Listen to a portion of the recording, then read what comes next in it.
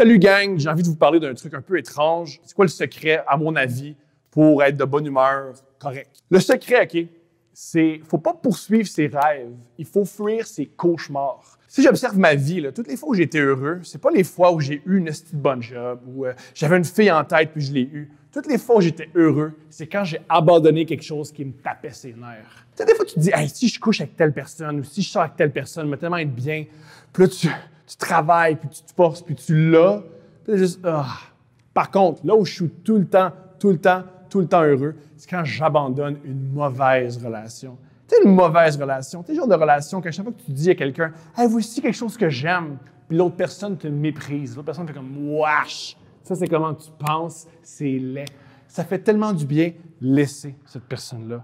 L'abandon, c'est le secret pour être bien. Moi, je pense que j'ai jamais été heureux. Je sais pas c'est quoi le bonheur, mais je sais c'est quoi le malheur. Je sais c'est quoi être mal. Je sais c'est quoi l'anxiété. Et mon secret pour être bien, c'est fuir cette émotion-là. Tu sais, moi, souvent, j'ai eu des jobs de rêve. Mais là, où j'étais le plus heureux, c'est quand j'ai laissé les jobs. J'étais tellement plus heureux quand j'ai laissé en mode Salvaille que quand j'ai eu en mode Salvaille. Moi, dans la vie, j'ai regardé Éric Salvaille dans les yeux, puis j'ai dit « je m'en vais », puis il m'a haï. Puis c'est la plus belle émotion que j'ai vécue dans ma vie. La haine de cet homme-là, que je m'en aille, puis juste plus jamais penser à lui. C'était tellement jouissif.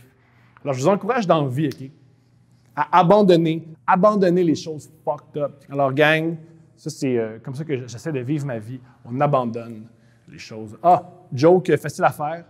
Thomas, j'abandonne ton podcast, tu m'énerves. Et sais-tu quoi? Hey, si m'abandonner, c'est ce qui te rend heureux, fais-le. Alors, gang, bon podcast.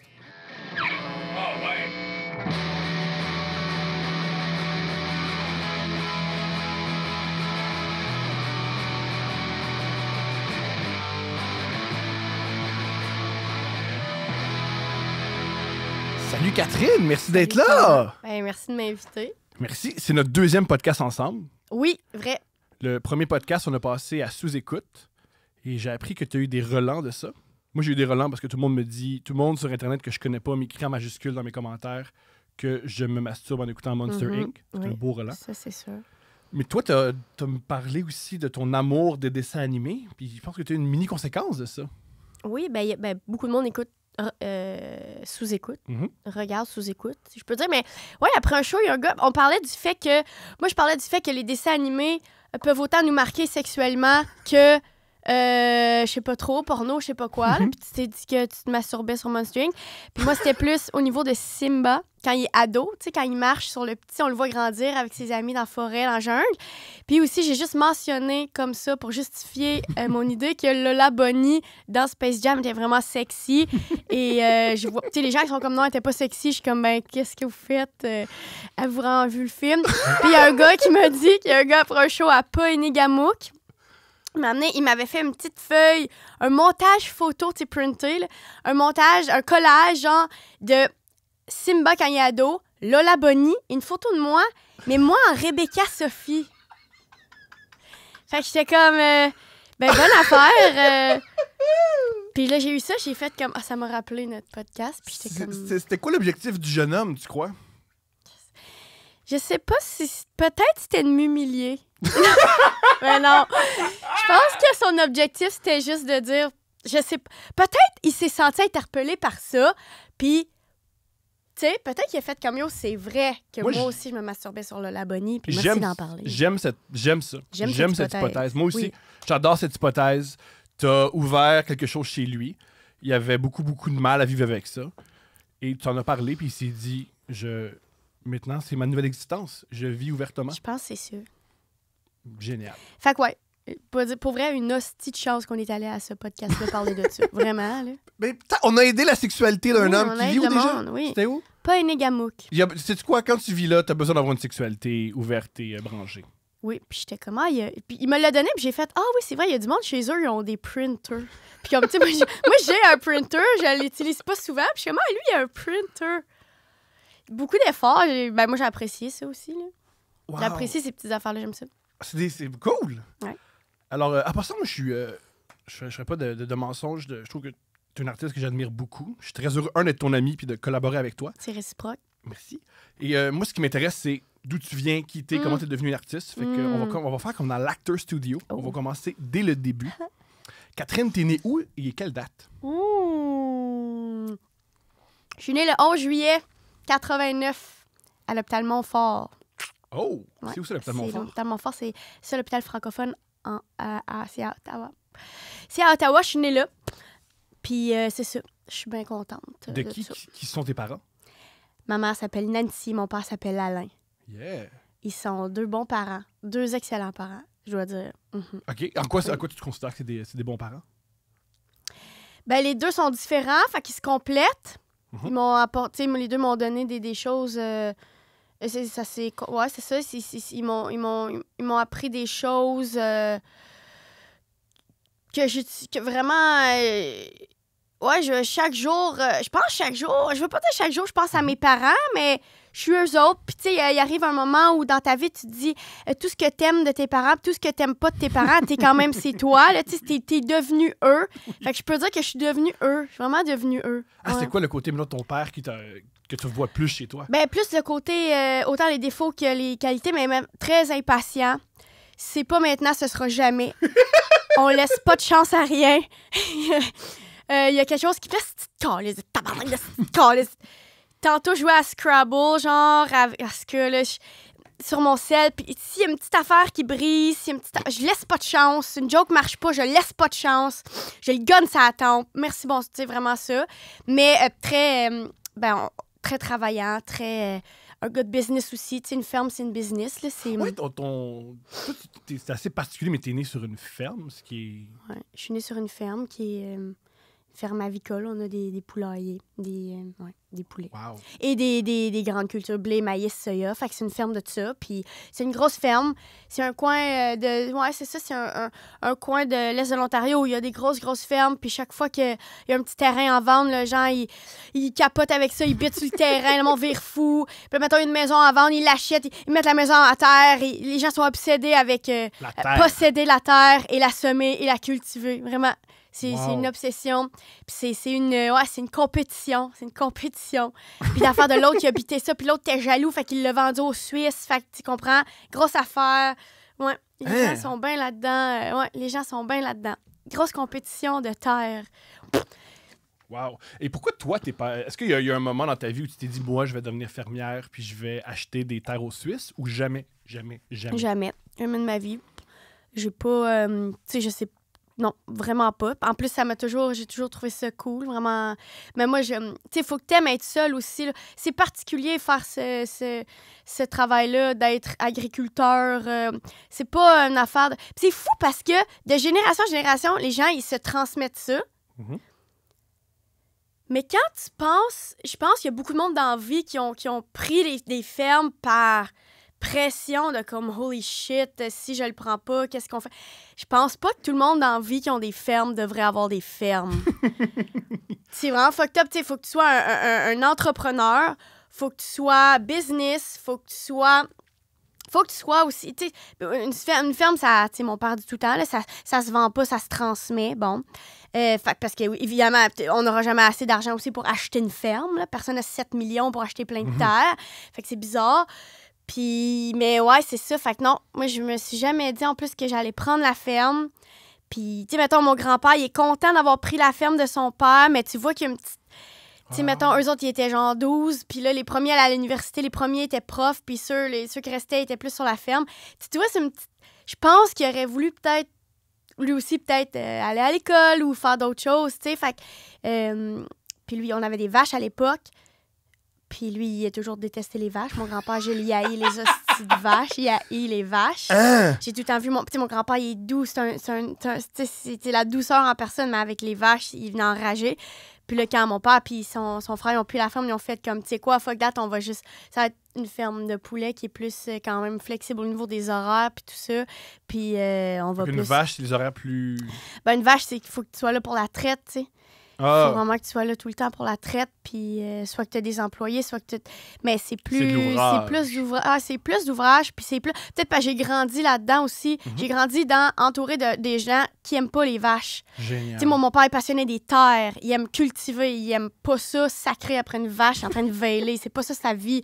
Puis, fait que c'est dur de le blâmer. C'est dur de le blâmer. Fait que moi, je vois juste ça, puis je fais « Ah ouais, les hosties de vaches », tu sais. Puis... mais par la suite, tu sais, j'ai travaillé dans un musée agricole, tu sais, je me suis occupée des vaches, puis j'étais vraiment...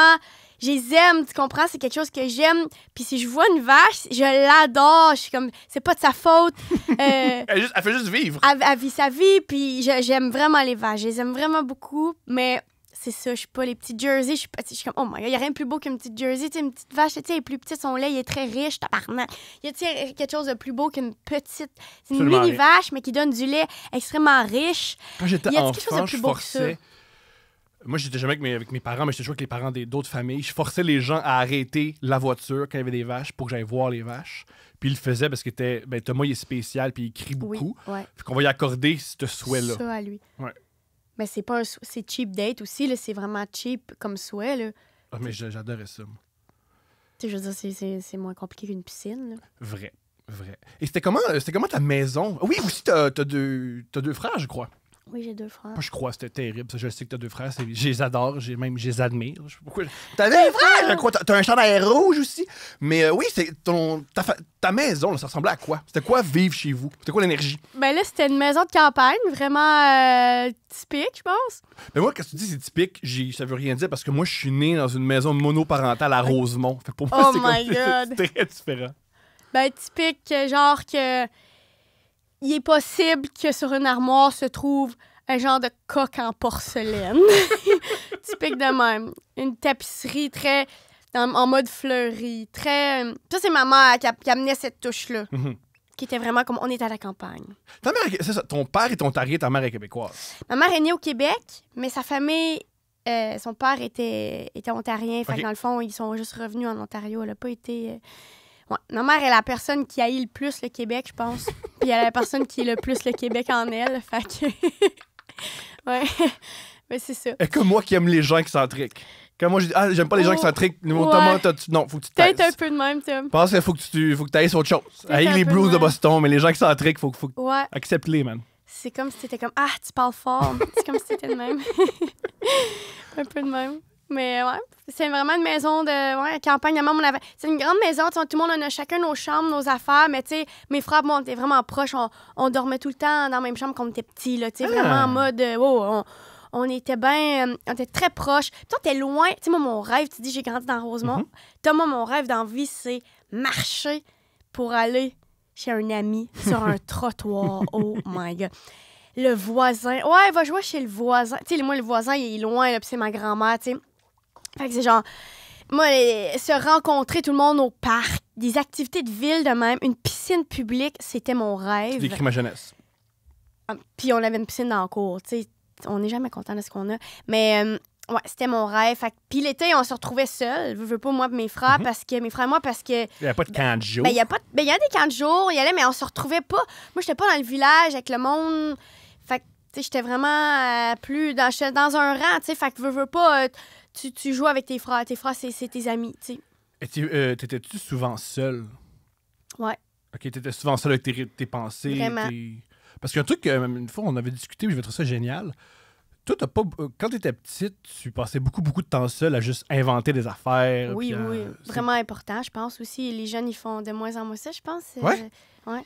Ben oui, moi, tu sais, des journées où t'es comme, bon, moi, je cite. Qu'est-ce qu'on fait aujourd'hui? Il n'y a rien. Il n'y a rien à faire. Fait que tu t'inventes des affaires, tu t'inventes des jeux, tu t'inventes des pièces de théâtre, je sais pas, tu gères le monde aussi. Moi, je gérais mes frères. Aujourd'hui, c'est une pièce de théâtre. On joue à se marier, on joue à ça. Ils suivaient? On prend des photos. Ben oui, ils suivaient.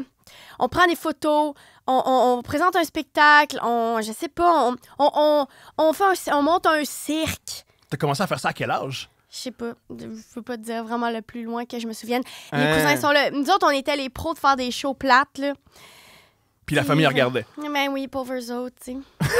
Puis vraiment, moi, je prenais ça tellement au sérieux. J'en ai tellement ça au sérieux. Il y avait une shed proche de chez nous où il y avait des lampadaires dehors ça fonctionnait parfaitement pour un éclairage de show, je trouvais. Mm-hmm. Mais c'est là aussi que les chiens, je trouve, ils allaient souvent chier. Puis il y avait plein de crottes.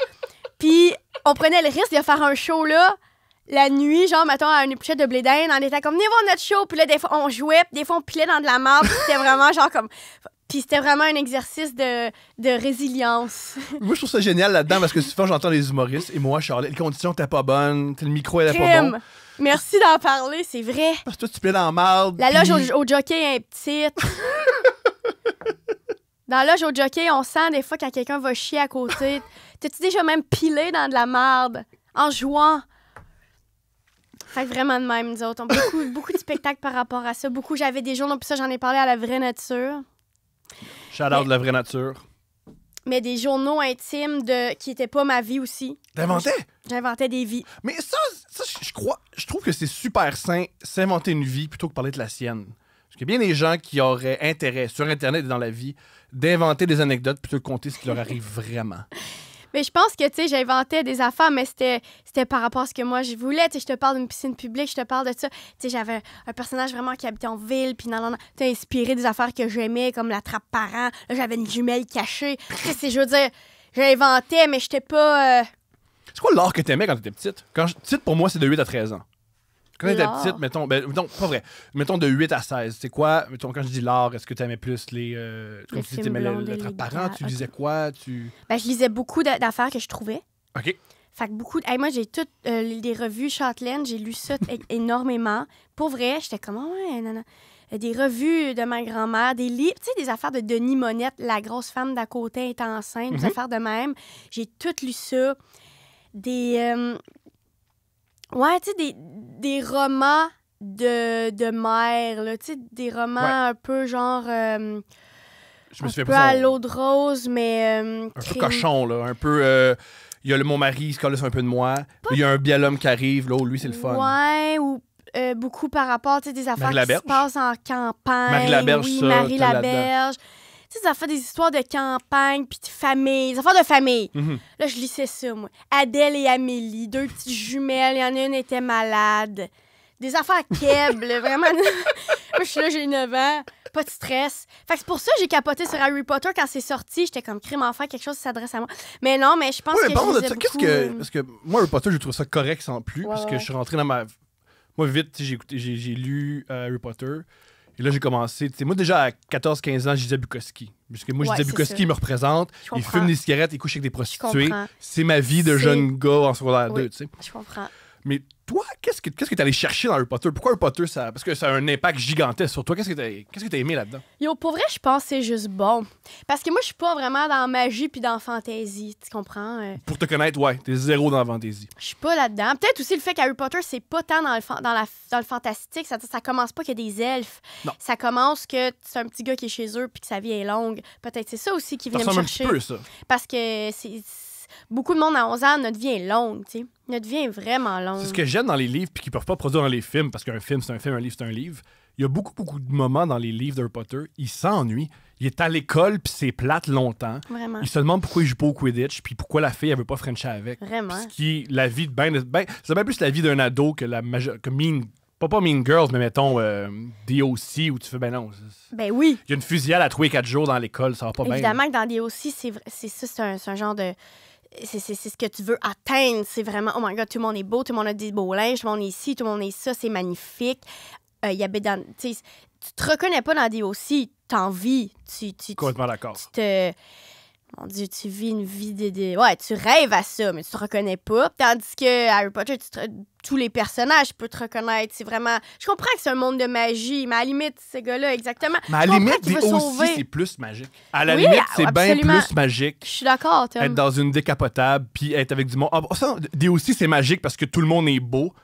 Je sais pas si vous vous souvenez de votre secondaire. Il y a aucune faille dans DOC au niveau de la beauté et de l'esthétique. C'est quand t'es pas cute à 16 ans. Dans la majorité des cas, t'es hideux, puis tu veux absolument donner des becs à quelqu'un, puis ton visage ne te le permet pas. Puis c'est aussi je pense aussi qu'il y a quand même un problème de faire comme, OK, aujourd'hui, les jeunes, ils regardent la télé, ils regardent Riverdale, puis Riverdale, ce sont des femmes, tu sais, ce sont des... 24 ans, là. Ils ont 24 ans. En fait, ils ont mon âge. Ils sont comme... Moi, je suis Riverdale en ce moment. Ils ont mon âge. Ils sont en shape. Tout le monde est magnifique. Tout est beau.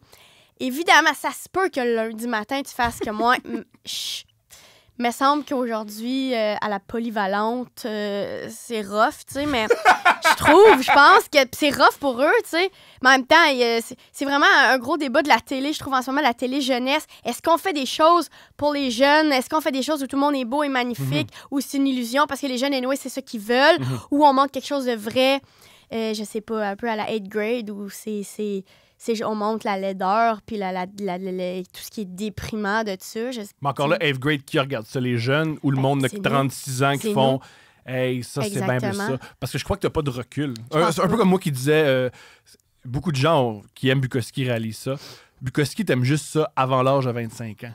Puis là, quand tu commences à avoir 30 ans, 40 ans, puis tu lis ça, puis tu fais « Voyons donc un gars de 42 ans écrivait ça, tabarnak. » Souvent, on préfère se projeter dans les choses qui nous ressemblent pas, parce que moi, je crois à ça. Là. Se regarder dans le miroir, c'est horrible.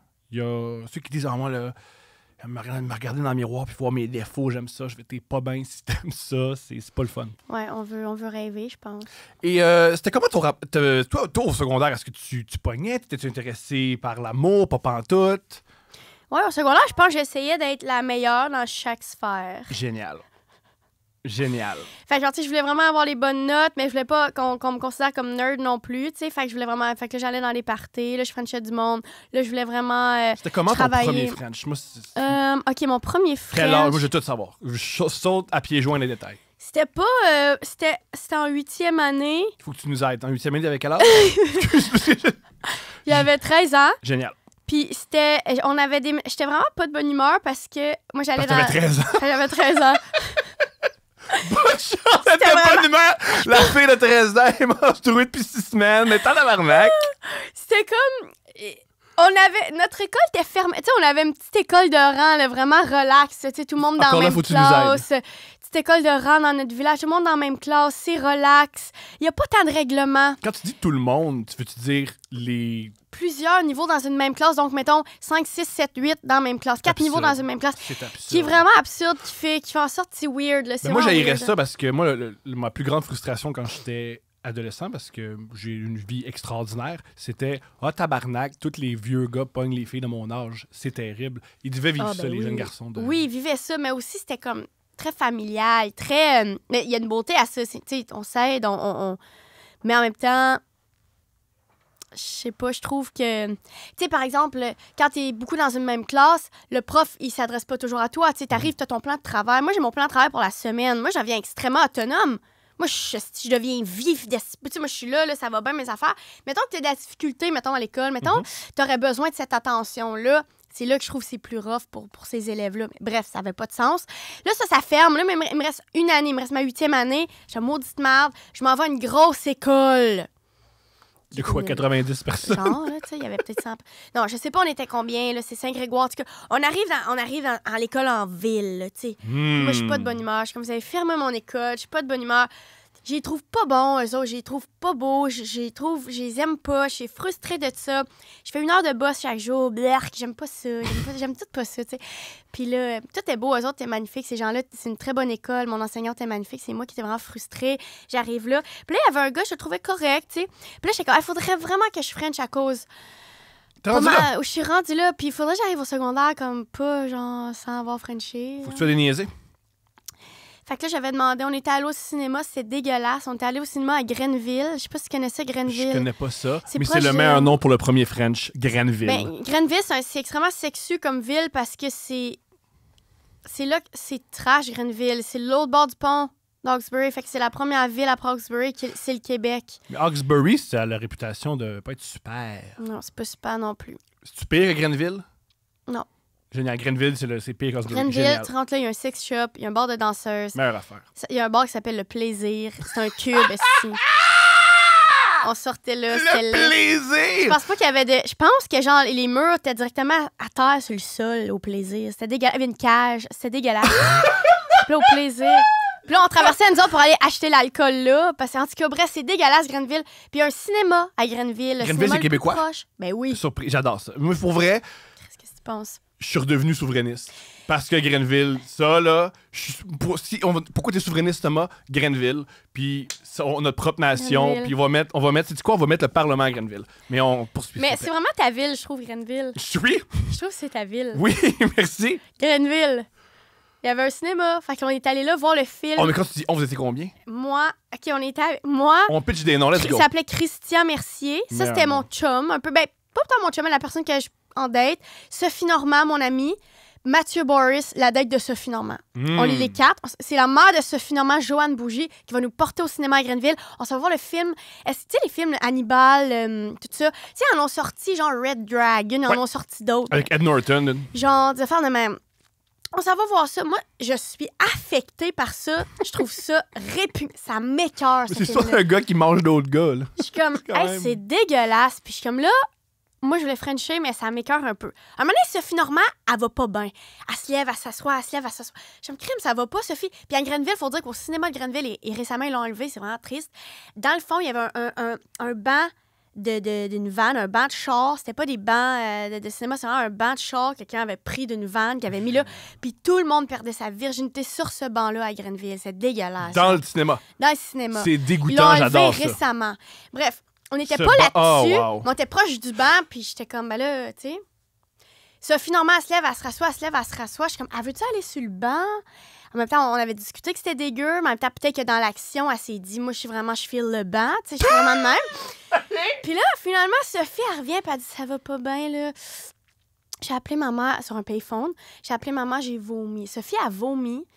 Peut-être parce qu'elle avait la gastro, peut-être en voyant du monde se manger entre eux. Quand j'entends Elle trouvait ça. ça dégueu. Je comprends ça. Mais moi, je suis là pour Frencher Christian. Non, toi, tu t'en Puis fous j'ai de des ça. objectifs, puis tu sais que je les atteins. Oui. Puis là, j'ai dit à Christian, j'ai été honnête, puis j'ai dit, Christian, je voulais vraiment qu'on vienne. Je suis vraiment venue ici pour qu'on s'embrasse. Il y avait Ce des qui est broches. extrêmement érotique.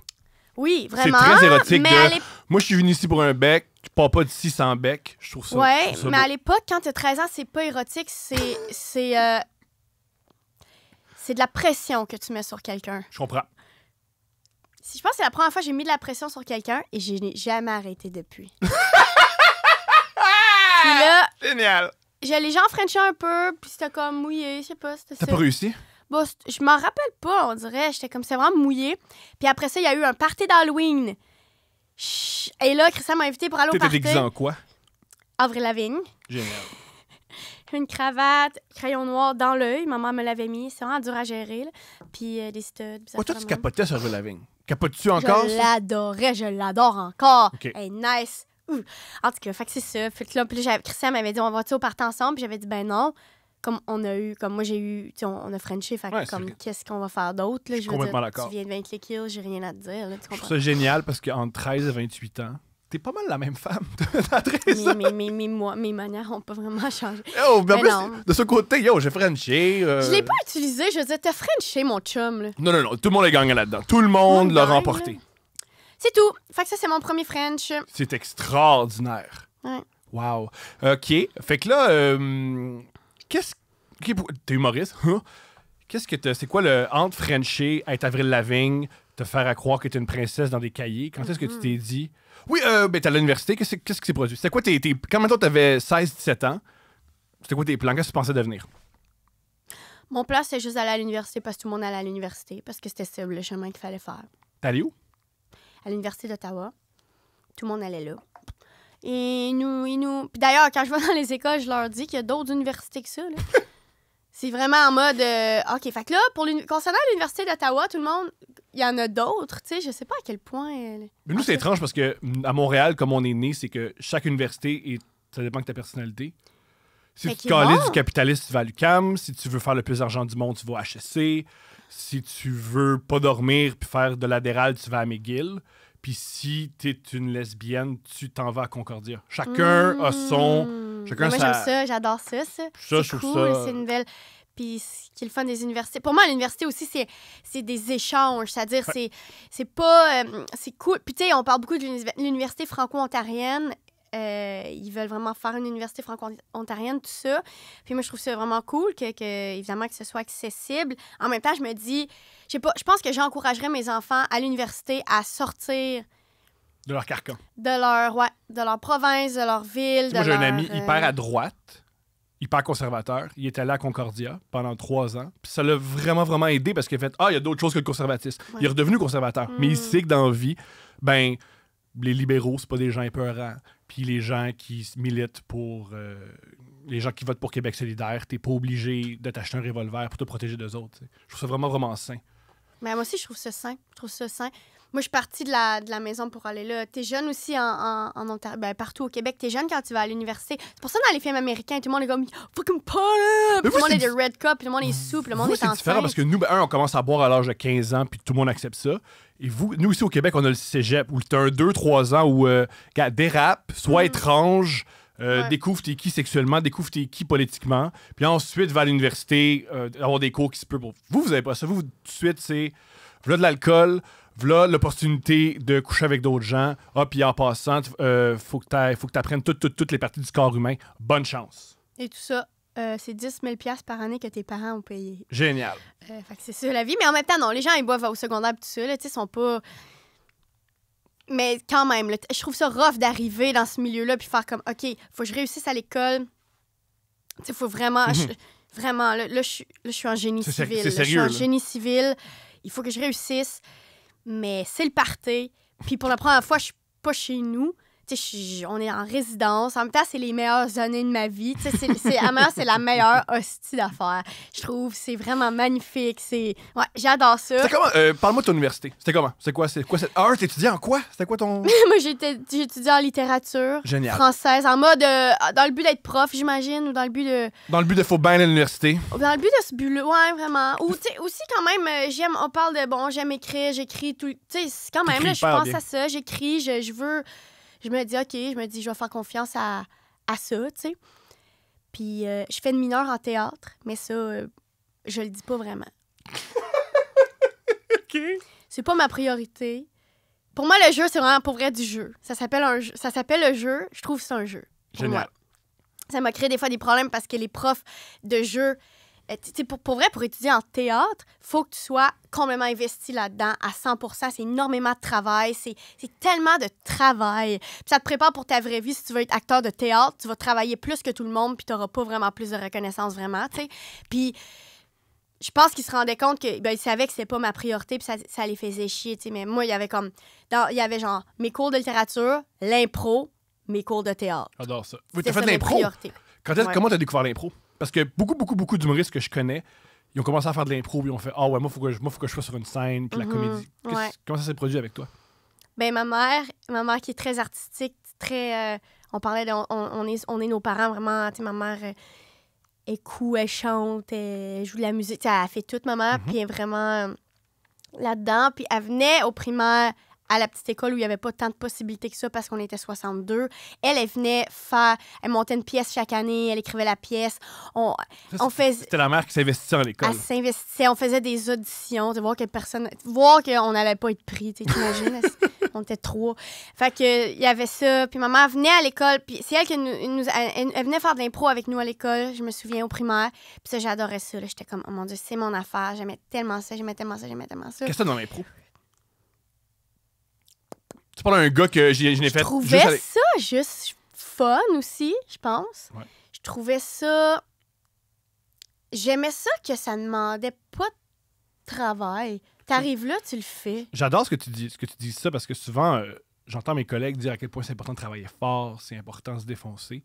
Et moi, ce que j'adore de la comédie, c'est à quel point c'est pas beaucoup de travail. Je trouve ça un peu ridicule quand des humoristes disent « il faut que tu travailles fort ». Si tu as de l'intégrité et si... t'es capable de travailler fort, deviens pas humoriste, s'il te plaît, aide la société, deviens médecin, deviens travailleur social. Je trouve ça un peu nono que je travaille fort dans faire rire du monde avec des jokes sur mes vacances dans le sud. Je trouve ça un peu nono. Moi, c'est ce que j'adore de... Je comprends. Je pense aussi que tu travailles fort. C'est-à-dire que... Puis aussi, les gens talentueux, ils travaillent moins fort que les autres. Je veux dire... Je sais pas, Tom. Parce que je pense que tout le monde part d'une base de talent, d'une base de quelque chose, comme une étincelle. Évidemment, si tu travailles pas, si tu mets rien, ben ça marchera pas. Moi, les gens en ce moment qui réussissent dans ma vie, c'est des gens qui travaillent, qui mettent... C'est toi la première. Qui travaillent juste. Mais je sais pas, je pense aussi qu'on a l'impression des fois que c'est pas un travail, mais qu'on travaille. Je pense aussi qu'on n'est pas au même point dans notre vision de la comédie et du travail par rapport à ça. Je pense vraiment pas. Je comprends. Je pense que aussi... Ben aussi, pour pouvoir faire ta comédie des gens achètent des billets, il y a d'autres choses qui se passent. Il faut que tu... Il y a d'autres choses qu'il va falloir que tu fasses. On parlait de la vraie nature.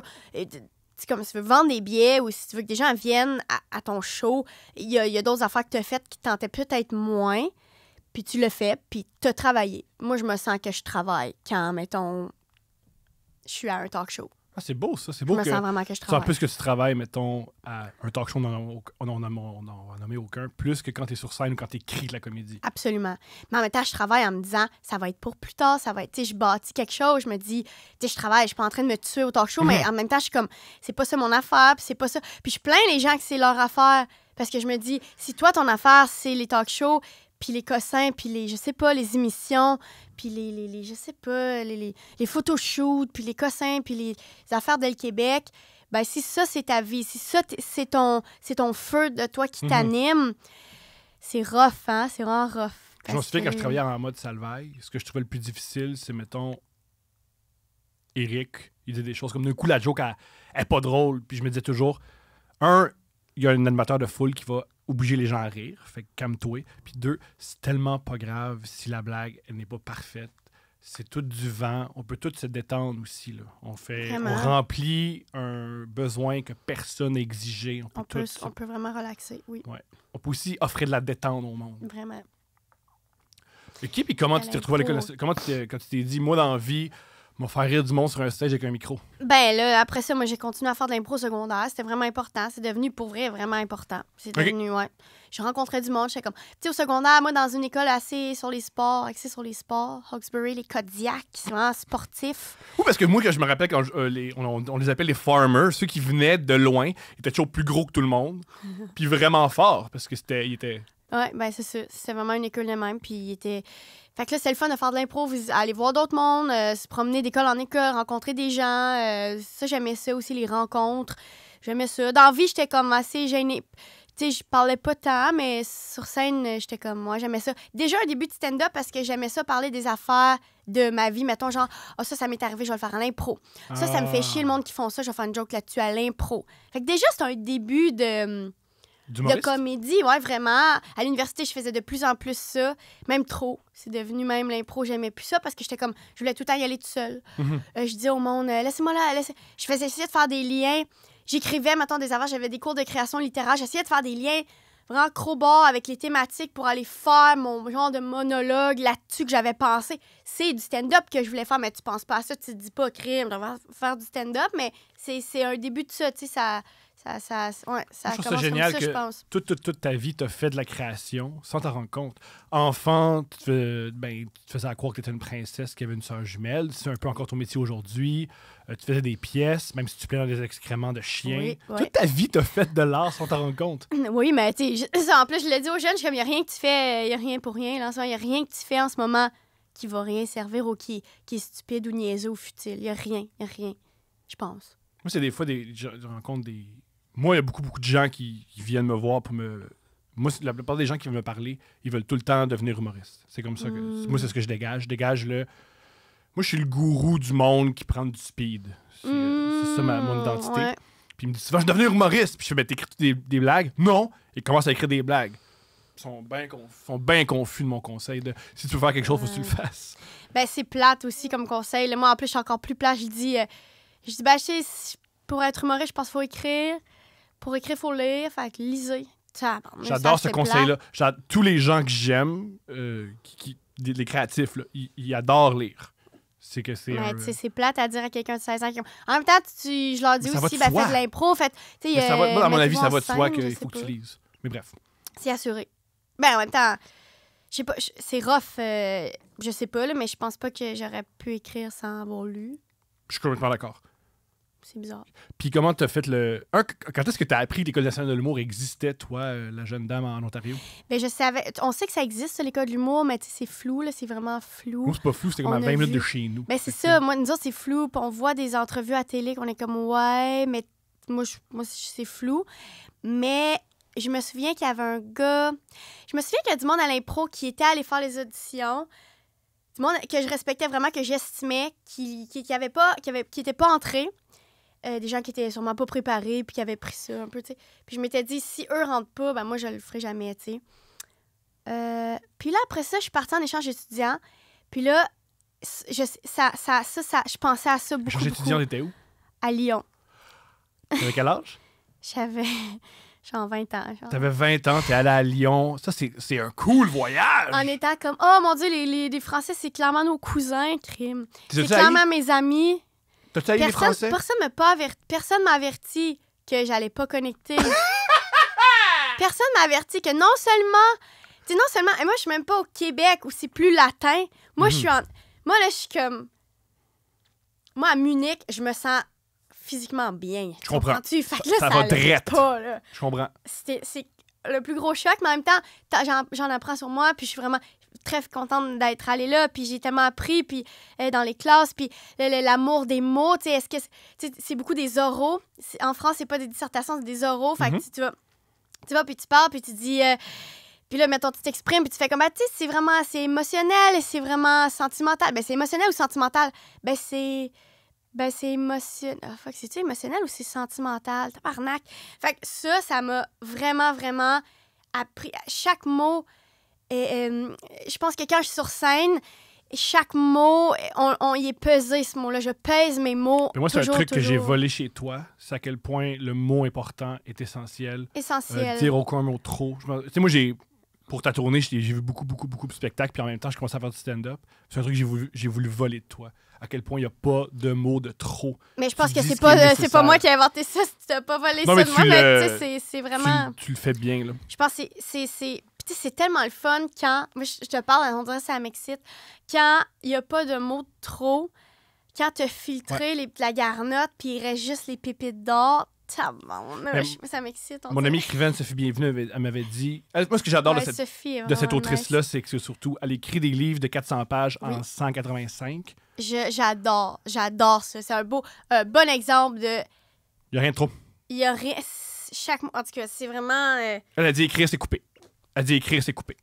Elle dit on coupe tout. Vrai, il n'y a aucun chapitre de trop. Oui, puis créer, c'est choisir, hein? Ah, j'aimerais-tu dire ça ou ça? Ben, un des deux, ma chum, faut que tu choisisses. Faut vraiment que tu choisisses parce que le monde, ça leur tente pas de lire un brainstorm, eux autres, tu sais. C'est très bien ce que tu fais. Je pense que Sophie est un très bon exemple de ça. Je l'adore, Sophie.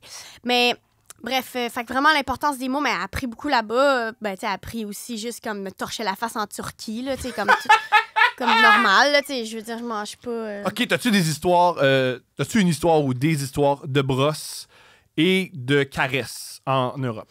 Pas tant de caresses, mais ce que j'aimais, c'est qu'il y avait des Australiens partout, puis moi, je les adore parce qu'ils sont anglo puis ont les cheveux blonds. Puis, ça, j'aimais ça, mais... des histoires de... C'est que tu pars en... C'est malade. Tu te mets dans des situations vraiment fucked up qu'à la fin, tu te dis, pourquoi j'étais là? Tu sais, t'es avec du monde que... Quand t'es loin, puis t'es là pour apprendre une autre culture, qu'est-ce qui se passe? Tu mets ami avec du monde comme toi et t'apprends pas l'autre culture. Et tu restes avec des Québécois. C'est là que j'ai découvert les appendices. Je me souviens, il y a une fille avec qui j'étais, Frédéric Maurier, m'avait dit... Moi, je suis allée sur une date avec un gars qui s'appelle Julien Corriveau. J'avais dit OK. Puis on se parlait de nos dates, nos affaires. Elle dit, dans un groupe, ça s'appelle les appendices en 2009. Genre, je sais pas c'est quoi. Puis j'avais commencé à écouter les appendices là-bas. Tu sais, j'ai découvert tellement sur le Québec quand j'étais en France. Génial. À quoi j'étais avec des Keb. Ben oui. J'étais avec du monde de Brébeuf, j'étais avec des Keb. Fait que j'étais comme, OK. Puis là, on partait, puis là, on faisait, je sais pas, on faisait des petits voyages, puis c'était... Puis on était naïfs! On arrive en Turquie, genre, puis tu sais, il y a les prières, tu sais, c'est des speakers dans la ville, c'est 4 fois par jour, genre. Là, on se réveille un matin à 4 heures du matin. C'est pas là-bas, là. Ben non, puis il est 4 heures du matin, puis on entend ça, tu sais, puis on est comme tabarn, vraiment en mode une mauvaise web série de monde stupide loin ici, là. T'as 20 ans, fait que c'est à eux autres de changer, là. Puis on est comme ça fait 3000 ans qu'ils font ça. Qu'est-ce qu'ils font? Ben ils font ils vivent. Ils vivent, c'est ça leur existence là-bas. Puis toi t'es là pour comme être ouvert à ça. Ouais. On n'est pas fermé à ça, on était comme voyons. Tabarnouche, vraiment, quand je repense à ça, mais en même temps, c'est ça, être jeune puis voyager, hein, c'est être niaiseux puis faire comme, c'est ça aussi, je regrette rien de ça, mais vraiment... Souvent, je dis ça, on me dit de me taire, là, mais je dis souvent aux jeunes, moi j'adore donner des conseils à des gens qui n'ont rien demandé, j'adore ça, le coaching, pas demander, là. Ouais, t'adores ça, c'est vrai. C'est ce que j'aime le plus, et je dis tout le temps, t'es jeune, fais des drogues étranges, couche avec du monde qui te ressemble pas, puis trompe-toi, juste trompe-toi à 100%, touche à des affaires. Juste prends la culture de quelqu'un puis fais juste touche les affaires de même, prends la culture, puis gosse. Puis des fois, on va te crier après. Puis là, tu fais apprendre, OK, quand tu touches là, le monde n'aime pas ça. T'as appris ta leçon. Ben, c'est ça. T'as appris ta leçon. Mais tu sais, en échange, des histoires de caresses. Mais je me souviens, dans des auberges jeunesse, on est beaucoup dans la même dans la même pièce. Un peu comme Tempête de verglas, là. Tu sais, il y a des lits superposés. Puis là, il y a des Australiens, il y a nous autres. Ils sont beaux. Moi, j'en ai un que je trouve beau. Là, on avait bu vraiment. Puis une fille qui était avec nous, Laurence, assez... Tu sais, quand tout le monde se couche, puis t'entends juste... Et là, on ouvre les lumières. Laurence, un vomi qui est en fait une scène de crime. On avait bu du vin rouge. Elle est dégueulasse.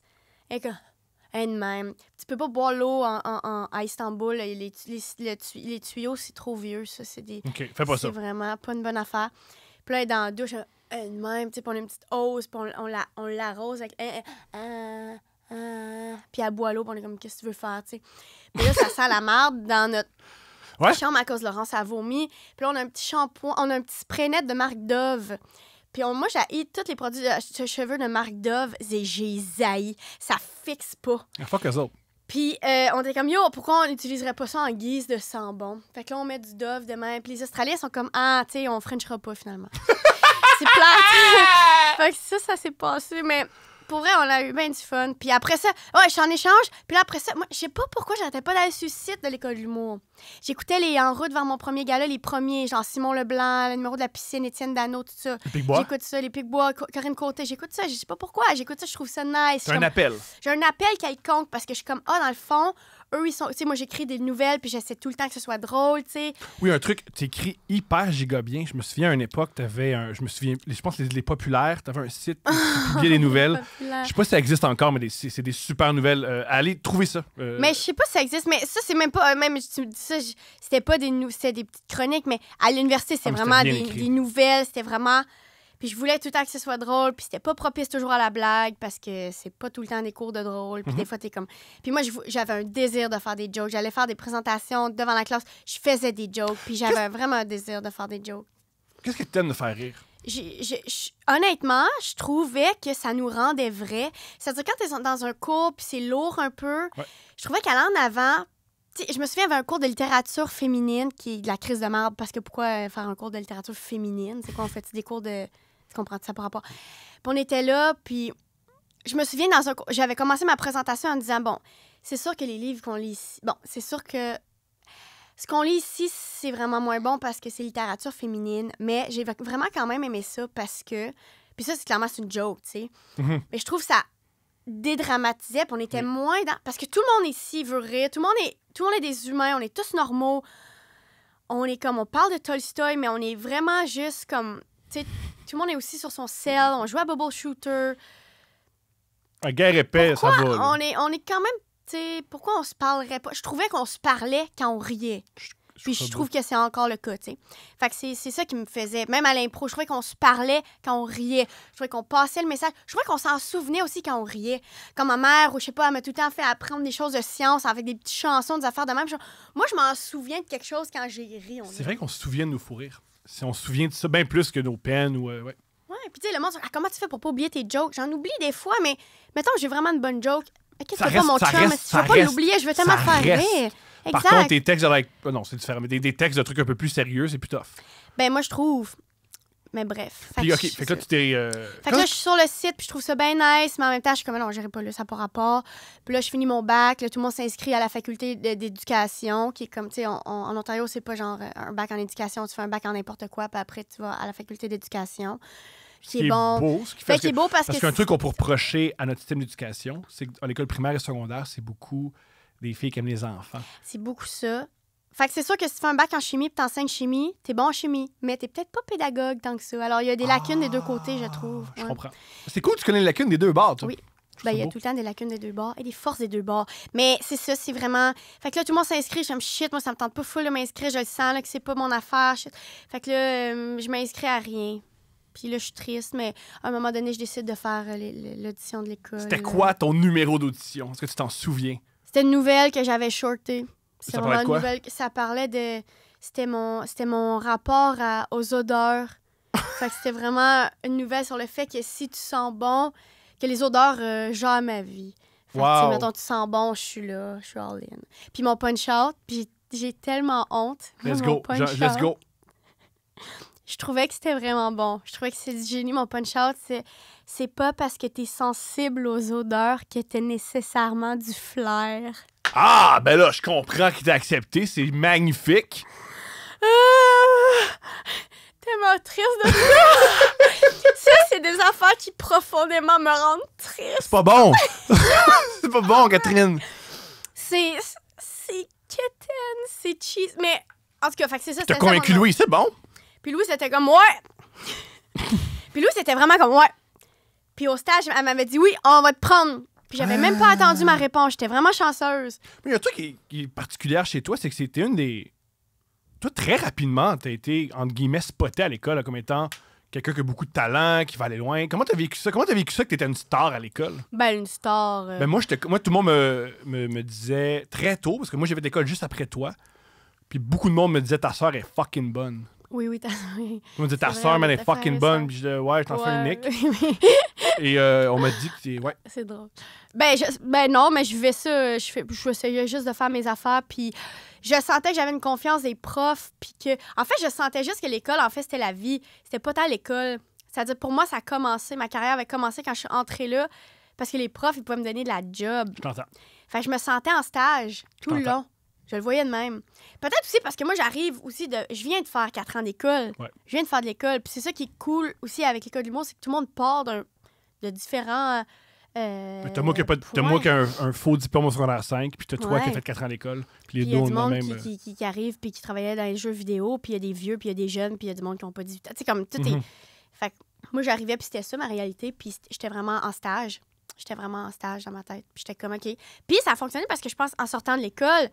Ben, Louise, elle a dit à du monde SNL, voyez Catherine en audition. Ben, MCG m'a engagé tout de suite sur Paparagile. Tout de suite, la job. Et ça, grâce à l'école et rien d'autre. Il y a une tournée aussi. Pour ceux qui ne connaissent pas ça, l'école de l'humour, il y a une tournée qui fait. Puis aussi, il y a le plus important, le show au Club Soda, où toute l'industrie. Le genre de showcase. Ouais. Toi, tu as eu un bon showcase. Ben, un bon showcase. Puis on avait, je crois, un bon show. Aussi, juste avant, ta cohorte n'a pas de sens. Notre show était bon. Peux-tu me nommer qui était avec toi? Les gens étaient bons dans mon groupe, tu sais, puis... T'avais Jay. Il y avait Jay, il y avait... Sam. Il y avait Sam, il y avait Mehdi, il y avait François Tousignan, puis il y avait Jessie Shea. Puis, en fait, c'était des numéros qui rentraient fort, là, tu sais, ça rentrait vraiment fort. Jessie Shea sur un stage, ça rentre à chaque fois. Là. François, il est brillant. Tu sais, il y avait Dave aussi, qui ça rentre. Tu sais, c'était un bon show, je pense. On avait beaucoup de plaisir. Puis c'est ça. Puis là, des gens m'ont approché. Puis là, j'ai rencontré comment des ça? amis. Une fois, tu m'as conté ça. C'est comment faire un show puis avoir du monde que tu connais pas qui te disent « Hey, j'ai envie de faire de l'argent avec toi. Mm-hmm. Comment tu vis ça? T'avais quel âge à l'époque? Je sais pas, genre 22, peut-être 20. OK, fait qu'à 22 ans, qu'est-ce qui s'est produit? Des gens te donnaient... 23. Des gens te donnaient des cartes, t'allais les rencontrer. Qu'est-ce qui s'est produit après le show où tout le monde voulait signer Catherine? Ben, ils donnaient des cartes. Comme des voleurs de charge, ça, génial. C'est comme des dates, je pense. C'est comme un peu des dates. Tout le monde était fin. Tout le monde était bien fin. C'est sûr qu'il y en a qui sont plus intenses que d'autres, ou que tu sens une urgence de te signer. Ça, moi, je le dis ici, c'est non. Peux-tu... je veux pas de nom. Ben, t'en auras pas. C'est quoi... Comment tu te sens quand t'es avec quelqu'un? Puis c'est quoi l'urgence, mettons? Comment tu te sens? L'urgence, c'est que, hey, salut, on pourrait se rencontrer, nanana. Ouais, sure, cool, parfait.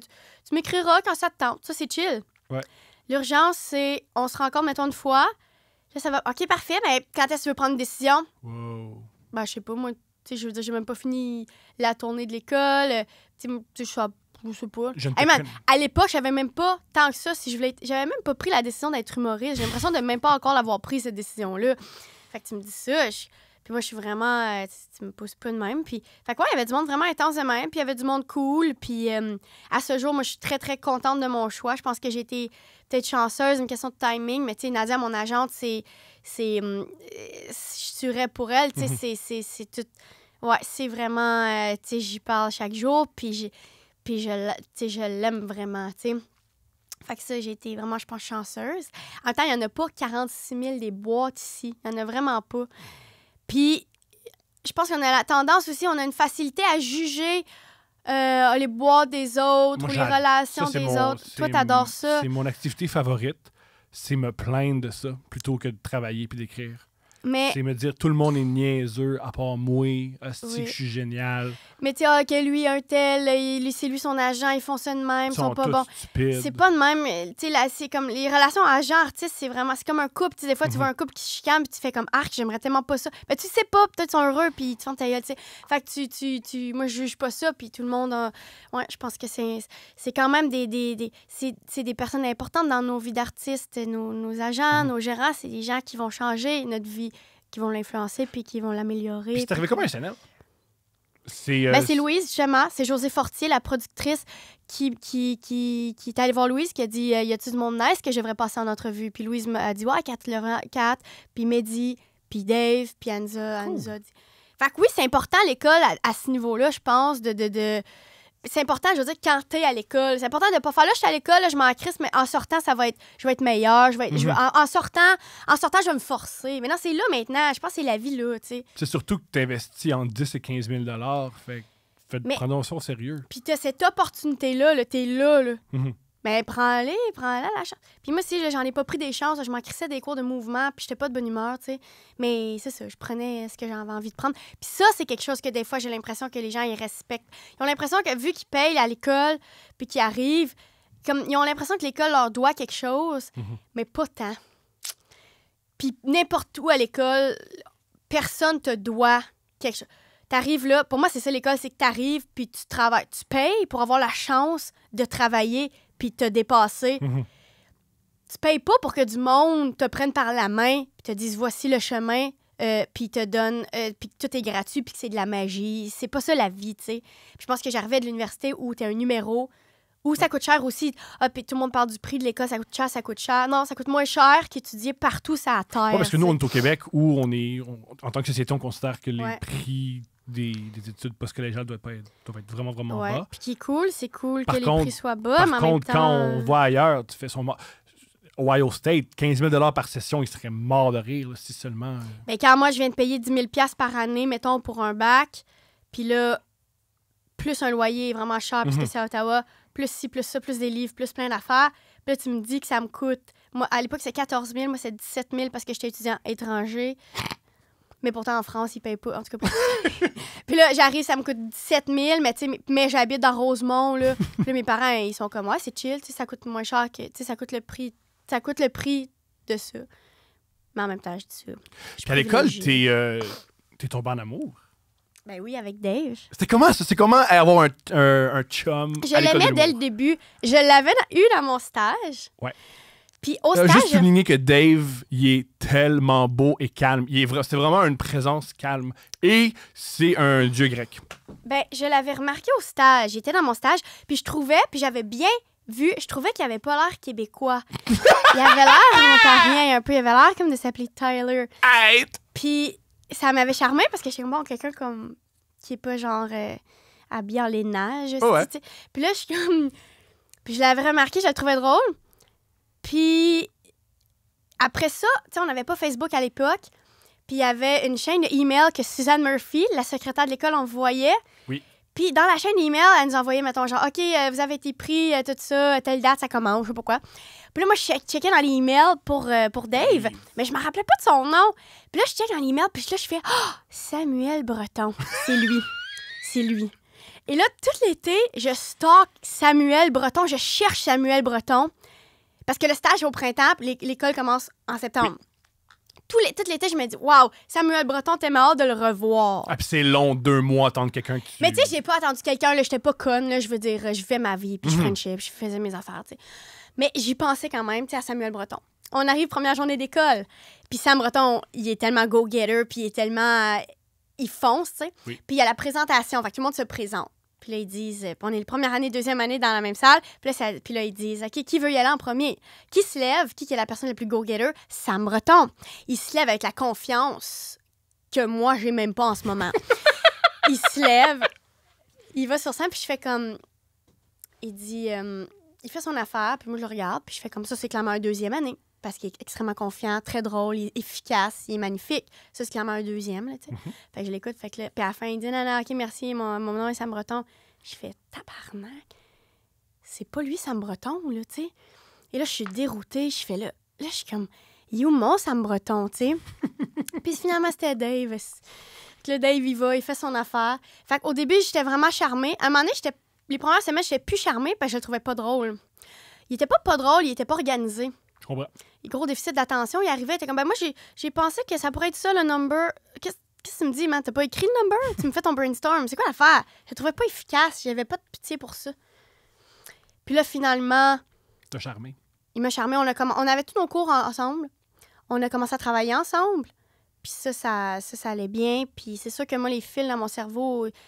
Les fils de l'amour, des fois, c'est les mêmes fils que l'admiration. Ben moi, je les ai vus créer ensemble. Ouais. J'ai rarement vu des gens avec une symbiose créative. Vous êtes vraiment deux créateurs. Ensemble, ce que vous créez, c'est vraiment impressionnant. Ça marchait. Puis c'est vrai, puis je le trouvais différent aussi, tu sais. C'est vrai, mettons, sa soeur était à Ottawa. Lui, il me disait pas, Ottawa, c'est plate. Il me disait, ah ouais, c'est cool. Tu sais, il était comme moi. Genre, on était comme la même affaire. Tu sais, moi, ça fait quoi, 2-3 ans qu'on se connaît, je fais encore des blagues que, Ottawa, c'est plate. Exactement. Puis je décroche pas, tu sais.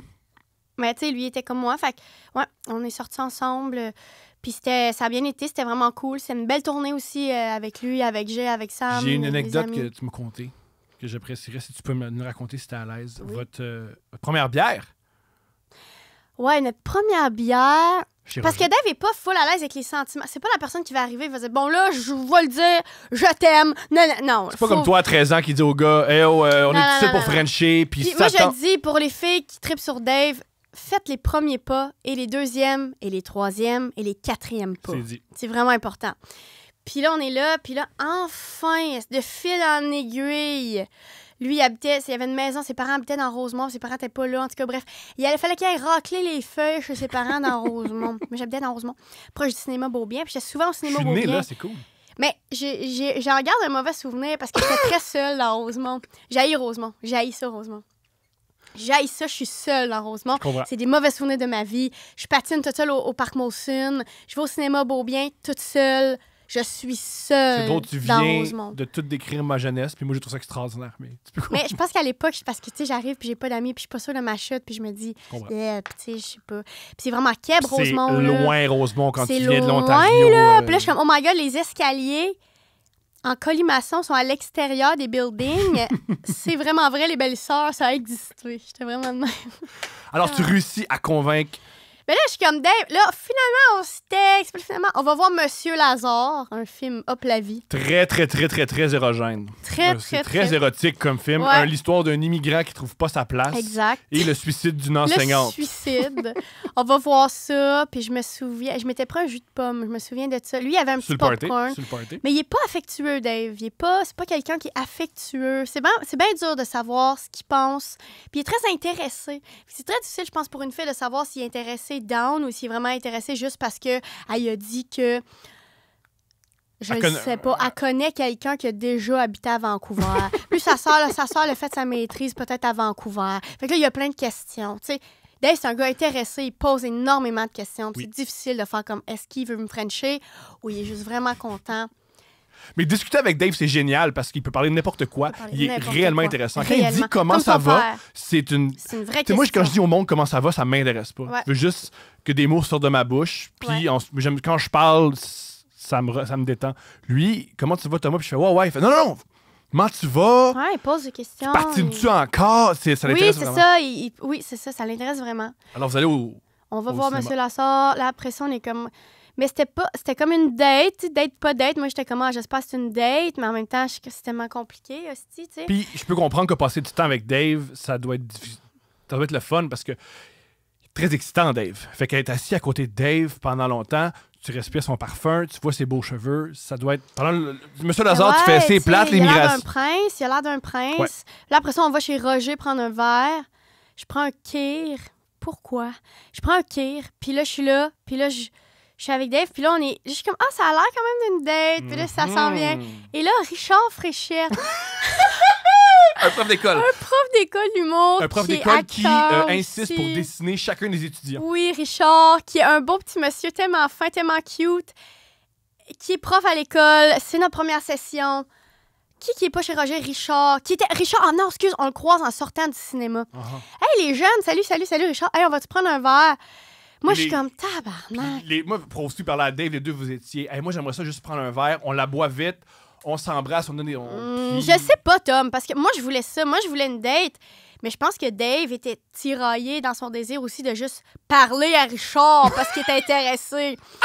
Fait que si je comprends bien, Je sais pas. toi, tu voulais vraiment, vraiment, vraiment mettre tes mains sur Dave, mais à la place, vous avez discuté avec Richard pendant des heures chez Roger. Génial. Ouais. Puis là, Dave, puis là, ça finissait pas parce que Dave, ça finit jamais les discussions. Fait que c'est comme, toi, Richard, nanana. Là, Richard, il est là, il nous paye un verre, il est super fin, il est super cute. Puis là, je suis comme, bon, ben c'est ça, je retourne chez nous, j'habite dans Rosemont. Là, c'est de la merde. Mais t'as pas frenché ce soir-là? J'ai pas frenché, mais au moins, il y avait des ruelles vertes. Tu comprends, genre? Fait que c'est ça, non, j'étais vraiment de même. Un moment donné, j'ai frenché. Crime, c'est quand la première fois que j'ai frenché avec Dave? C'est donc bien pas cool que je me souvienne pas de ça. J'ai envie de l'appeler. Il s'en souvient pas. Si moi, je m'en souviens pas. Lui, non. Ah, c'est quand? En tout cas, c'est arrivé. C'est vraiment arrivé un moment donné. OK. Oh my God, je me sens mal! J'ai frenché avec Dave. Ah, attends. Réfléchissons. En tout cas, là, c'est arrivé. À un moment donné, j'ai frenché avec Dave. Puis je me souviens... Ah, ça, c'est pas fin. Vas-y. Mais il y avait 3 filles dans ma cohorte. Moi, Marie-Lise Dominguez, Alice Payet. Les 3, on avait des objectifs de frencher du monde. Je comprends. Puis quand t'es une fille à l'école de l'humour, t'as énormément de chances de frencher qui tu veux. Merci. Fait que là, Marie-Lise, c'était comme moi, j'aimais vraiment frencher. Un gars, c'est facile. Un humoriste, c'est facile, c'est stéroïde. Non, mais je veux dire, c'est une fille, il y a plein de gars, c'est sûr que tu vas frencher si tu veux frencher. Là, que t'as pas, ma chum. Fait que là, Marie-Lise, elle voulait frencher, je pense. Ah non, ça, c'est son intimité, ça la regarde. Ouais, c'est son intimité, mais elle l'a frenché, puis c'est correct. Alice, elle voulait frencher Alex Bisaillon, puis elle l'a frenché, ça a été atteint. Moi, je voulais frencher David, puis là, les filles étaient comme, bon, ben nos objectifs sont atteints. C'est quoi notre vie? Puis là, ben moi, j'étais pas tant là-dedans. Eux autres, mais je me souviens avoir dit, mais moi, peut-être, je ferais plus que je frenchais Dave Bocage. Peut-être c'est plus que ça. J'étais vraiment de même. Fait que c'est ça. C'est ça qui s'est passé. Moi aussi, si je faisais juste frencher Dave, je serais en colère. Mais, non, pas, Dave, on va dormir ensemble, puis on vive de quoi, là? Je suis moi en mode frencher pour frencher, là, ça me tentait pas tant. Fait que c'est tout. C'est ça qui s'est passé, puis ouais. OK. On a frenché, puis alors, c'est le seul... Fait qu'après l'école, c'est quoi? T'as fait SNL? Oui, t'as sorti ton épingle du jeu avec un personnage? Quoi, d'où vient ce personnage-là, Paige Beaulieu? C'est un personnage que j'avais rencontré justement là, dans des... En fait, c'est que je me souviens... Juste, petite parenthèse, à SNL, tu as créé un personnage qui s'appelle Paige Beaulieu, qui est une Ontarienne qui explique des affaires pendant le Weekend Update. Le Weekend Update, qui est un faux journal télévisuel. Oui. Tu venais expliquer des affaires impertinentes de manière comique. C'est un peu ça? Oui, c'est ça. C'était un personnage que j'avais créé à l'école de l'humour dans la session avec Luc Sonnet où il fallait faire des personnages. Okay. J'ai créé ce personnage-là qui était vraiment... À la base, c'était vraiment, vraiment juste typé, vraiment une fille d'Ottawa avec des hugs, puis très... C'est peut-être trop, en fait, précis. C'est des référents extrêmement précis. Mais une fois, Dave et toi, vous m'avez dit on comprenait pas comment ce personnage est devenu populaire parce que pour nous, c'était pas un personnage. J'étais juste une fille qu'on voit dans tous les parties. Ouais. Va en Ontario, rentre dans un club, il y en a 11. Ouais. C'est pas... C'est vraiment une fille de même, puis elle était vraiment... Mais c'est une fille très inspirée des filles que je rencontrais à l'impro. Il y a un truc en Ontario qui s'appelle la FESFO. Génial. C'est plein de jeunes qui se rencontrent, puis c'est comme les Jeux du Québec, mais franco-ontariens, puis... Venez voir le show en Ontario, j'en parle. Cool! Venez voir ce show-là, mais en Ontario, ça va être drôle. Ou venez pas, mais c'est vraiment fun. Puis là, on parle de ça, puis bref, puis il y avait une fille vraiment qui avait cette personnalité-là, que non seulement elle était gossante à cause, l'accent, la voix, mais tout, vraiment en mode, je connais vraiment tout. Elle nous expliquait c'était quoi. On était une gang de... Moi avec un accent, dans le fond. Toi avec un accent, hein, tu te serais bien entendu avec elle. Puis elle, c'était vraiment... moi, j'étais la présidente de mon école parce que je voulais une bourse, tu sais, je t'avais dit. Puis là... il y avait à la FESFO, il fallait suivre des formations. Moi, j'étais toujours en impro à la FESFO, j'adorais ça. Mais là, vu que j'étais présidente d'école, il fallait suivre la formation esprit d'école. Comment faire que l'esprit à ton école se transmette puis qu'il y ait une bonne esprit d'école? Moi, je suis comme, tu me niaises aussi. Je veux faire de l'impro, mais il faut que j'aille dans esprit d'école avec les losers. Il y avait une fille, elle aimait vraiment ça. Faire des pep rallies. Un pep rally, c'est comme quand tout le monde se rencontre, t'es en rond, puis je sais pas trop, il y a un feu. Ouais. Tu sais, dans Grease, là, quand au début, Sandy rencontre Danny, puis il y a un feu de camp, tout le monde est là, les cheerleading. Ça, c'est un pep rally. C'est pour mettre du pep C'est pour comme créer des liens. C'est d'une stupidité. Un pep inouïe. rally. Puis moi, je savais pas c'était quoi un pep rally parce Je que... comprends. Parce que t'aimes... Parce que j'écoutais Radio Enfer, tu sais, j'étais pas là-dedans, là. Puis là, elle dit, so comme nous autres, on fait toujours des pep rally. Puis là, je me c'est quoi un pep Au rally? Québec, on fait des manifs. On fait pas de pet rally. Exactement. On fait des manifs aux 6 ans. On brise des vitrines. Ça vient au même tête, mais j'étais comme, c'est quoi un pep rally? Puis elle était comme, vraiment une face de comme, tu me niaises, tu ris de moi. Puis là, je ris pas de toi, ma chum, là. Là, puis je me souviens, je mangeais un muffin aux carottes pendant ça. Je me souviens de ça. Puis là, elle dit, ben, comme des pep rally. Je me dis, c'est quoi un pep rally? Mais comme un pep rally. Je me dis, c'est quoi un pep rally? Puis c'est vraiment inspiré d'elle. Bref. Génial. Mais tu sais, une classique fille avec des leggings Lululemon, les cheveux trempent sur la tête parce qu'elle habite en résidence direct à côté. Elle arrive à son cours, elle a un bol de céréales parce qu'elle habite juste à côté. Elle habite vraiment juste à côté. À cause d'un riche, puis ses parents, ils ont payé la résidence juste à côté. Fait qu'une fille de même, là, tu sais, des affaires de même. Puis là, après ça, j'avais décidé de faire ce personnage-là en audition de SNL. Ça m'a étonné que José veuille que je fasse dans le show parce que j'étais comme... Les référents étaient extrêmement précis de l'Ontario, mais avec Sébastien Ravary, à l'époque, on avait créé d'autres jokes. Ce que je trouve génial aussi, c'est que si tu regardes le Saturday Night Live américain, c'est les personnages qui fonctionnent le plus. C'est les personnages où... Mettons, je me rappelle, il y a un personnage qui s'appelle Stéphane. C'est un gars hyper étrange qui, lui, fait la critique de club, puis il fait des blagues extrêmement précises. C'est les personnages les plus populaires. Puis il y avait un gars, Phil Hartman, lui qui était à la voix aussi dans les Simpsons, de l'avocat. Lui, c'était un des plus grands personnages SNL. Ouais. Il y avait des personnages fucked up, du genre un avocat qui était en fait un homme des cavernes. C'était son personnage. Mais tu penses aussi que la dynamique du... Tu sais, c'est des nouvelles. T'sais. Il y a toujours à côté de toi quelqu'un de straight qui fait les nouvelles puis qui est là pour faire de quoi tu parles, cher. Et ça, c'est vraiment précieux en comédie. Puis ça, c'est... Kristen Wiig, c'est la reine de ça. Kristen Wiig, c'est la reine de « t'es vraiment calme ». Puis là, la fille la plus fucked up que t'as jamais vue. Vraiment. Elle fait ça pendant 3 minutes, elle s'en va. Elle s'en va. Fait que c'était propice à faire des personnages puis à faire rire, tu sais, parce que, il y a tu sais, je pense que c'est ça, il y a tout le temps quelqu'un à côté de toi qui te dit, ben voyons non, mais Paige, ça y prend ça, tu sais. Mm-hmm. Comme le numéro que j'avais fait avec Louis-José, qui était vraiment le straight man. Louis-José qui était la personne straight dans un sketch, puis c'est ça, c'était la même chose, tu sais. Fait que bref, on a commencé à faire ce personnage-là, puis en télé, José Fortier est vraiment cool parce qu'elle nous faisait confiance, tu sais. Fait que ça, c'est vraiment... Tu sais, moi, je sors de l'école... avec des vieux producteurs. Ouais. Parce qu'ils n'ont pas à se prouver. Ouais. Fait qu'ils font... Moi, j'ai une carrière. Moi, éventuellement, aux Gémeaux, ils vont faire un hommage comme taper ses nerfs. Fait casser les affaires. Elle est si comme je me plante. J'ai fait la petite vie, fait que vas-y, fais-le ton personnage. Vraiment de même. Va à balle, vas-y. Comment tu t'es retrouvé dans Like Moi? Comment... Avec José, avec Marc. Marc Brunet était là aux auditions de SNL. José et Marc travaillent ensemble. Je pense qu'ils se font confiance au niveau créatif. Puis Marc était là à mon audition. Je me souviens, il avait ri. J'étais comme, merci, mon chum. Puis, connaissais-tu Marc Brunet? Non, ben je savais c'était qui, mais je veux dire, c'était pas mon ami. Là. J'étais stressée qu'il soit là, mais sans plus. Pour connaître Marc Brunet, c'est comme moi, je connais Marc Brunet. C'est-à-dire, moi, tout ce que je connais de lui, c'est son œuvre. Là.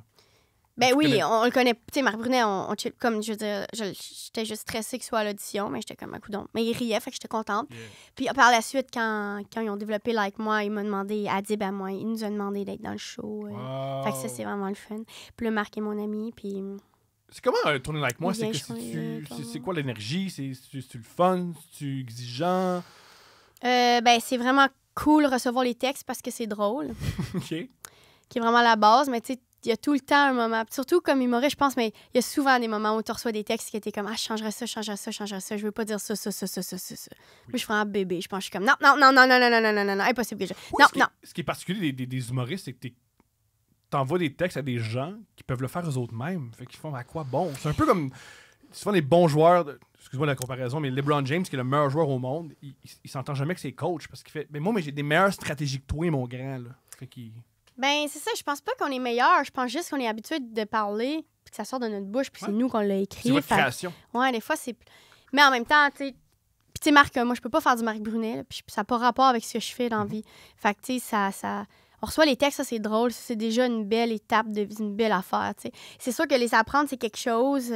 C'est beaucoup des répétitions. C'est quand même intense, apprendre les textes de Like Moi.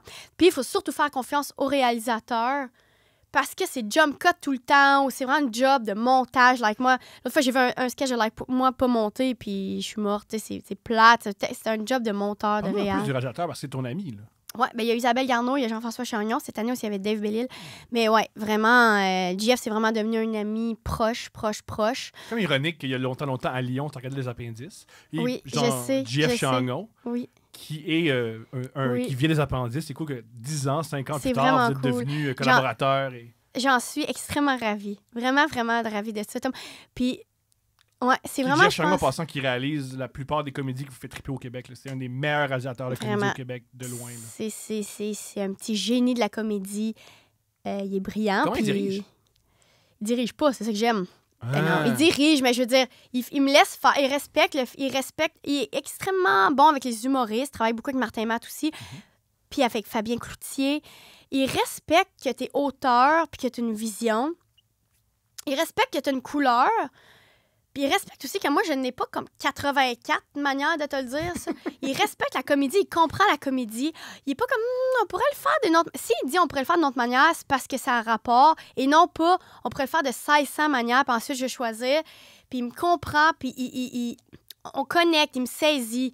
Puis si moi je le regarde, puis je suis comme, on se comprend juste, tu sais. Puis il est calme, puis il met en confiance. Puis quand lui, il est pas en confiance, ça va jamais paraître. Wow. Ça me met en confiance. Tu sais, mais des fois, il y a des réals qui sont comme, je sais pas. Non, fais-moi jamais ça. Je comprends. Vis-le en dedans, puis chez vous, tu sauleras tantôt chez vous. Mhm. Mais c'est pas tu comprends? Fait que lui, il est pas de même. Il est vraiment... Il prend sur lui, puis on connecte, puis il est brillant. Puis puis c'est ça. Puis quand on fait quelque chose, il a pas pitié, il est pas oh ben non, c'est correct, ça tu peux non, c'est correct, c'est ça. Ça a besoin d'être un plan séquence, on le fait de même. Je comprends. Il priorise la comédie à genre mon bien-être. Puis des fois, il y a d'autres réals aussi qui sont comme mais ça on peut le faire de même, mais c'est vraiment pour toi. Non, c'est pas pour moi, c'est pour la joke. Qu'est-ce que tu fais? On crée une œuvre. On crée fait quelque partie de chose. l'œuvre, allons-y. Exact. On est une équipe. Puis, ouais, je me sens comme ça avec lui. Puis, j'aime ça travailler avec lui. Il est extrêmement doux aussi. Puis, j'aime vraiment ça. Puis, on peut je dis qu'il est doux, mais on se connaît. Fait que je peux dire ça, c'est correct. Non, c'est pas correct. Tu sais, on se le dit, on peut se parler. Tandis que, des fois, ces relations-là, c'est plus touchy. Moi, je suis beaucoup plus délicat avec les gens que je connais. Non, c'est pas vrai. Je suis délicat avec personne. Mais je suis un peu plus délicat avec les gens que je connais pas. Tandis que, quand t'es mon ami, je vais encore plus crier puis je vais encore plus te rentrer dedans. Et par contre, je considère que c'est vice-versa. La plupart de mes amis... Puis c'est ce que j'aime de mes amis, c'est qu'ils me blastent puis qu'ils me disent... Ouais, c'est pas si vrai. moi, dans la vie, je prends des mauvaises décisions. Ouais. J'ai des amis qui font ça, c'est une très mauvaise décision. Tu vas pogner le VIH. Arrête de Fait que fais parler. pas ça. Ouais. Dis pas ça. Ouais. Tu sais pas de quoi tu parles. Non, parle pas. Non, Parle pas de ça. ça c'est pas une bonne personne avec qui passer du temps. No. Ah, Fait que c'est ça. cool. Fait que, ouais, vraiment. Tu sais, des fois, je me dis même... mettons que demain, c'est fini l'humour, là, puis je deviens fleuriste. Mais le simple fait que JF Chagnon, c'est mon ami, puis que plein de monde dans ce milieu-là sont devenus pour vrai mes amis de vie, ça aura été déjà vraiment beau. Je me sens de même. Puis ouais, je me sens vraiment... Je trouve que c'est vraiment... J'en reviens pas que oui, que là, je suis à Lyon, puis j'écoute les appendices, puis là, Jeff, c'est mon ami. Puis j'en reviens pas que j'écoute Le cœur a ses raisons, puis je connais les répliques par cœur, puis là, le même auteur... Tu sais, des fois, je me dis, mettons, là, que j'ai de la misère à prendre un texte ou je suis gossée d'apprendre un texte, je me dis, hey, ce gars-là qui a écrit ces mots-là, tu les apprenais quand t'étais petite dans Le cœur a ses raisons, puis t'étais même pas payée. Fait que calme tes nerfs, puis tu sais, vraiment, des fois, il faut s'arrêter puis faire, oh mon Dieu, tu sais, ça se passe. Puis tu sais, puis JF Chagnon, il y a une photo chez lui, il est tout petit, il est à la fin du monde, il est à 7 heures, puis il est avec Marc Brunet de même.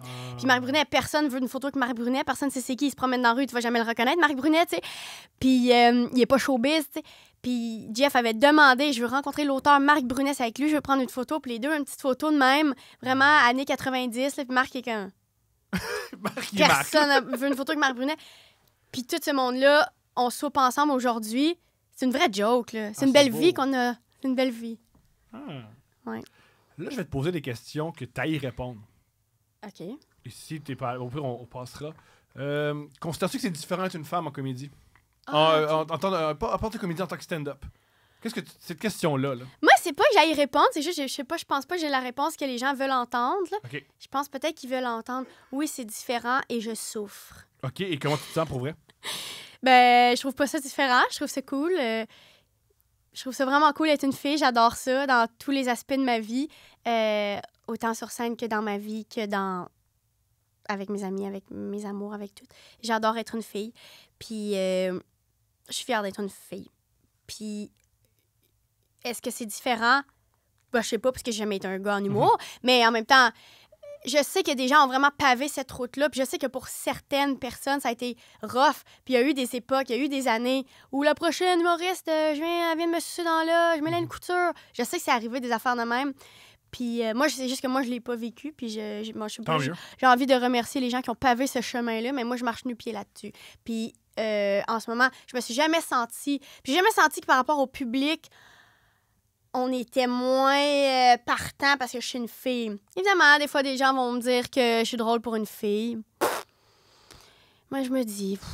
Qui est à l'abri des commentaires idiots? Ben Qui est à l'abri des commentaires... Pas idiots, je reformule. Des commentaires indélicats. Indélicats parce que, pour vrai, c'est pas de sa faute. Moi, je suis pas enragée de ça dans la vie. Moi, déjà dit, t'es pas drôle, t'es juste un esti de fou, man. Tout ce que tu fais, c'est juste être un esti de fou. Puis je fais, ouais, non, c'est pas comme ça que ça fonctionne. Je fais pas une syncope sur... Fait qu'être une fille en humour, je trouve ça beaucoup plus difficile pour la vie personnelle. Ouais, comment ça? Parce que moi, je pense à qu'est-ce que... Mettons, je vis la tournée en ce moment. Là. Mettons, j'avais 2 kids, ça marcherait pas, tu sais. Puis pour moi, quand je parle à mes amis... La vie d'un humoriste en tournée, il réfléchit pour un homme plus que pour une femme. Absolument. Ça, c'est plus difficile.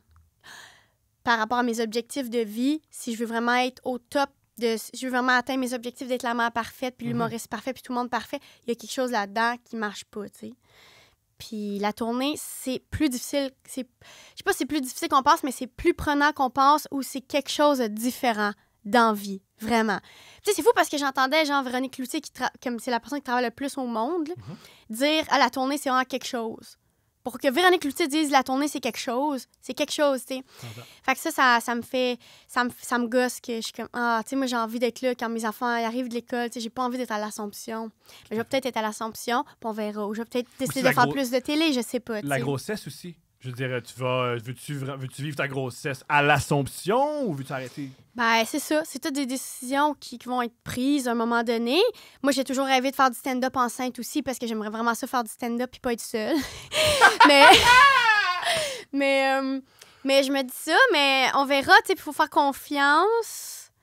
Mais ça me gosse, ça me fait chier, Tom, que c'est ça, c'est comme pas... Tu sais, moi, je veux être là, je veux comme vraiment allaiter. Puis je comprends que tu peux être François Bellefeuille puis avoir des petits bébés, puis partir, puis revenir, puis partir, puis revenir. Mais quand t'es la fille, je trouve ça rough. Puis j'en ai pas... Moi, je peux pas te dire, hey, tel humoriste le fait que je suis correct. Non, j'en ai pas de modèle de ça, là. Personne n'a fait ça.